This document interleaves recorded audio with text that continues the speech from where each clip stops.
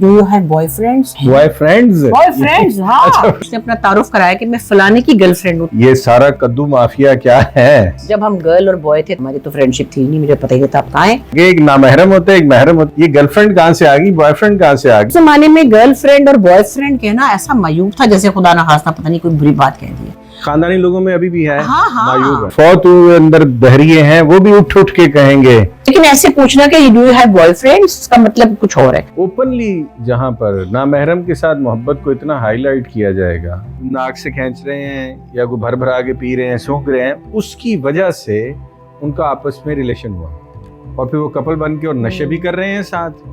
लेकिन मतलब एक चीज की एडिक्शन होना, फिर आप उस पर डिपेंडेंट हो जाएं। बैठे हुए हैं सब घर वालों के सामने, वो सूटे पी रहे हैं, ई सिगरेट। तो मैं ऐसे होगी ना, ये खुद ही कह रही है अपने आप को गर्लफ्रेंड ना, मतलब हमारे पास एक ईद उल फित्र है, एक ईद उल अधा है, काफी नहीं है। तो बॉयफ्रेंड क्या, स्कूल में जो बॉयज पढ़ते हैं वो फ्रेंड ही होते हैं। मोहब्बत में फूल पेश करना कोई बुरी बात नहीं है। छोटे लड़कियां और लड़के, उनको हम एक ऐसा बीज बो देते हैं कि कोई उनने किसी को गोली नहीं मार दी, कोई नशा नहीं कर लिया, रेड लाइट नहीं क्रॉस कर रहे। मैं तो जजमेंटल नहीं हूँ वैसे ही। बुशरा जी शती शती आ जाए, हमने आज गुफ्तगू करनी है जो कल बात छोड़ी थी, गर्लफ्रेंड बॉयफ्रेंड वैलेंटाइंस डे और ये जो त्योहार बन गए, ये सारा कद्दू माफिया क्या है? ये गर्लफ्रेंड कहाँ से आ गई, बॉयफ्रेंड कहाँ से आ गए? एक नामहरम होता है, एक महरम होता है। हम लोग शादी होनी होती है बस। जब हम गर्ल और बॉय थे तो ये तो हमारी तो फ्रेंडशिप थी नहीं, मुझे पता ही नहीं था आप कहाँ हैं।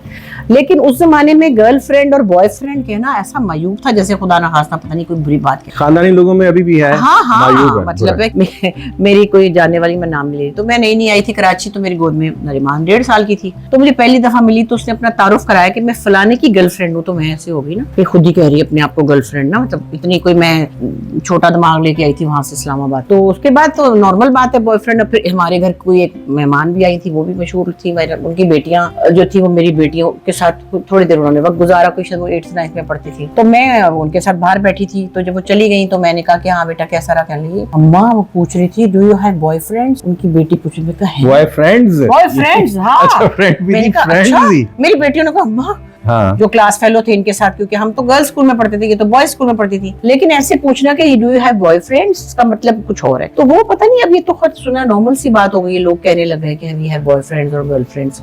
ऐसे ही हमने इतना शोर शराबा किया हुआ है कि एक बहुत ही रिलीजियस सेटअप है। ओपनली जहाँ पर नामहरम के साथ मोहब्बत को इतना हाईलाइट किया जाएगा, जहाँ पर उसके साथ एक पूरा त्योहार वैलेंटाइंस डे का मुंसलिक कर दिया जाएगा, और अगर आप उसके खिलाफ बोलेंगे तो अंदर बैठे हुए जो फौत हुए अंदर दहरिए हैं, वो भी उठ उठ के कहेंगे कि हम लिबरल हैं। और हम पहले तो आज तक मुझे इस लिबरलिज्म की समझ नहीं आई, हमारे अपने दीन से ज्यादा एक खूबसूरती और एक नफासत कहाँ है? मोहब्बत के इजहार का दिन एक मुकर्रर हो गया तो कोई हर्ज नहीं है। वैसे तो मोहब्बत के लिए रोज ही 365 दिन क्यों नहीं? हाँ, मगर वो तो चलो, मोहब्बत में फूल पेश करना कोई बुरी बात नहीं। हाँ, छोटे बच्चे जब इससे इन्फ्लुएंस हो रहे हैं वो खतरनाक। अब मैं यही इसी तरफ आने लगा था। छोटे लड़कियां और लड़के, उनको हम एक ऐसा बीज बो देते हैं कि घर में फुकाने लगाए हुए हैं, मियाँ बीवी उसको सेलिब्रेट करते हैं। जो सेलिब्रेशन है ना, ये बड़ा नाजुक मामला है। हमारे पास एक ईद उल फित्र है, एक ईद उल अधा है, काफी नहीं है। नौजवान लोगों में अगर कोई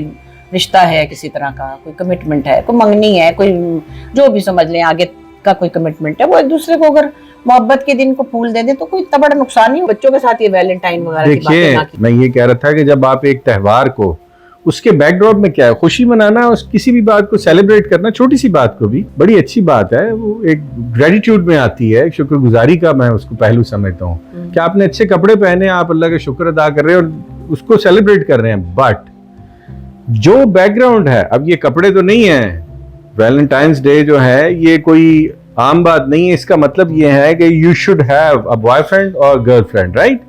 आपका एक गर्लफ्रेंड और एक बॉयफ्रेंड होना चाहिए, या आपका एक ऐसा रिलेशन होना चाहिए जिसके अंदर महरम और नामहरम की कोई कैद नहीं, और उसको सेलिब्रेट करें। तो जो छोटे बच्चे, आपको पता है ना, हम मेरी जो फ्रेंड्स हैं, रुबीना है, सुल्ताना है, मतलब बहरोज है, हम तो आपस में दूसरे को वैलेंटाइन डे करते थे। दोस्तों के साथ मोहब्बत का भी इजहार हो सकता है, बहनों से हो सकता है, अस्मा मुझे करती है, बाजी को मैं करती हूँ, मेरी वैलेंटाइन है वो। तो मोहब्बत का इजहार है, सिर्फ लड़का लड़की थोड़ी कर सकते हैं, वो बाहर करते हैं। जिन लड़के और लड़कियों की शादी नहीं हुई, अगर एक मुआशरा उनको बढ़ावा दे रहा है, उनकी मोहब्बत को, उनके रिश्ते को, और आप देखती नहीं है कि इस बॉयफ्रेंड गर्लफ्रेंड के सिलसिले में क्या क्या मर्डर, मैं अब उनके नाम नहीं लेना चाहता, एक गुफ्तगू में किसी का नाम नहीं लेता। कैसे कैसे लोगों ने मर्डर्स किए हैं, कपल बन के दुनिया में घूम रहे हैं, डांस कर रहे हैं, सेलिब्रेशंस कर रहे हैं, वैलेंटाइंस डे, और उसके बाद कत्लो गारत हुई है। अब सुनने देखने वाला कहेगा कि ये तो 1 2 4 वाकयात है, हमारी जिंदगी तो बड़ी अच्छी गुजरी है। वो 50% लोगों की भी अच्छी गुजरी है, वो बाकी 50% के लिए रोल मॉडल नहीं हो सकते।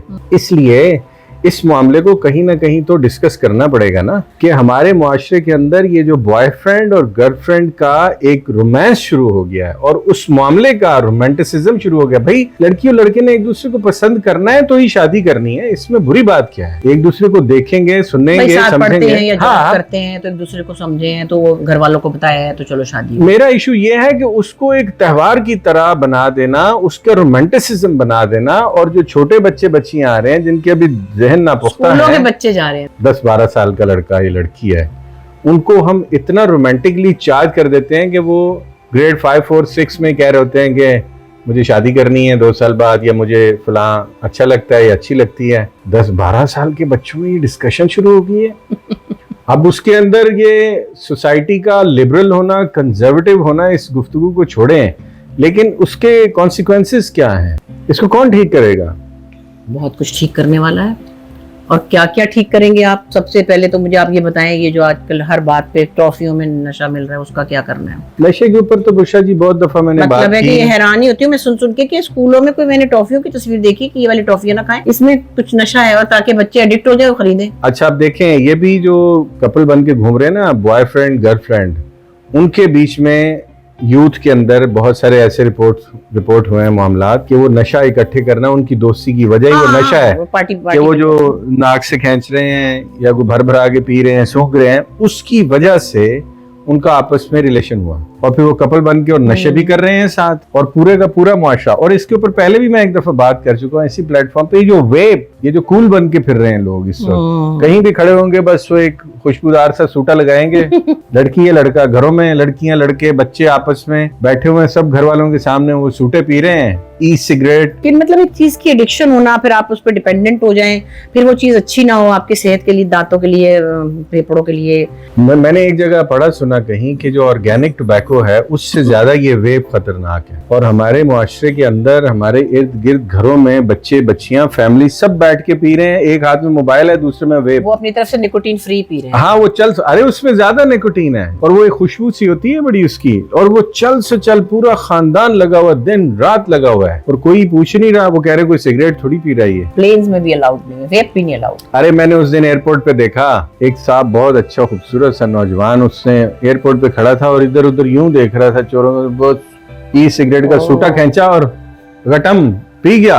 यानी ऐसी भी क्या, अब यही लोग वहां जहाज के वॉशरूम में जाके कभी आप जाएं तो वहां एक खुशबू आ रही होगी, वो अच्छा वो जाएगा अंदर, वो सूटा पी रहा है और फिर निकलेगा भी नहीं जब तक उस चीज में अंदर वो एयर फ्रेशनर या बॉडी स्प्रे ले जाएगा, कुछ ना कुछ फेंक रहा होता है। एक अजीब किस्सा कहानी है ये, कि वो मुआशरे जहाँ बेराह रवी, जहाँ पर महरम और नामहरम की तमीज छोटी उम्र में ही, और जहाँ ये फिर नशेबाजियाँ, और वहाँ पर ड्रग्स को और उससे रिलेटेड लोगों को और चीज़ों को इतना रोमांटिसाइज, इतना फैंटिसाइज किया जाता है, फिर वो मुआशरे, अल्लाह ही हाफिज है। अल्लाह अल्लाह खैर करे, है ना, अल्लाह ही खैर करे।